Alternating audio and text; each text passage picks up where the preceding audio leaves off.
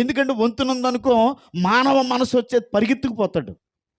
ఆ దేవుడు ఉంటే తర్వాత చూడొచ్చులే, ఇప్పుడు పెద్ద పులికి నేను ఆహారం అయి బతుకుండగానే నన్ను చంపేసేసినా బాగుండు, బ్రతుకుండగా నా కళ్ళుతో చూస్తుండగా ఒక్కొక్క శరీర భాగాలని పట్టుకుని తినేస్తుంటే నేను ఎలాగూ ఓర్చుకోగలననే మనసు దెయ్యం తీసుకొస్తుందేమోనంట. అది కాల్చేసాడంట. ఈరోజు చాలామంది ప్రభు దగ్గరకు వచ్చారు కానీ వలలు వదలలేదు. అడుక్కునే గిన్నె వదలలే కానీ గుడ్డోడు అడుక్కునే గిన్నె వదిలేశాడు, అడుక్కునే వస్త్రం వదిలేశాడు, అడుక్కునే కర్ర వదిలేశాడు. ఓకేనా? ఎంతమంది నమ్ముతారు? కానీ శిష్యుల్లో కొందరున్నారండి వలలు అట్టే పెట్టుకుని ప్రభుని వెంబడిస్తున్నారు. ఏమైనా తేడా వచ్చిందా? కాళ్ళలోకి వెళ్ళేసి వాళ్ళు వేసుకుని చేపలు అమ్ముకుని బతుకుతా. యేసు సిలువేయబడిన తర్వాత అదే కదా జరిగింది.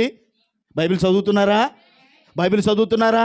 అందుకే నేనేమంటా, అందుకే యేసు ప్రభు కూడా చెప్పాడు, మీరు వలల వదులు రమ్మన్నాడు ఆయన. ఏంటి వల? నీ బతుకు తెరువు. ఏంటి వల? నీ కులం ఏంటి? ఓ నీ యొక్క వల ఏంటి? నీ యొక్క గౌరవ మర్యాదలు. దేవునికి స్తోత్రం.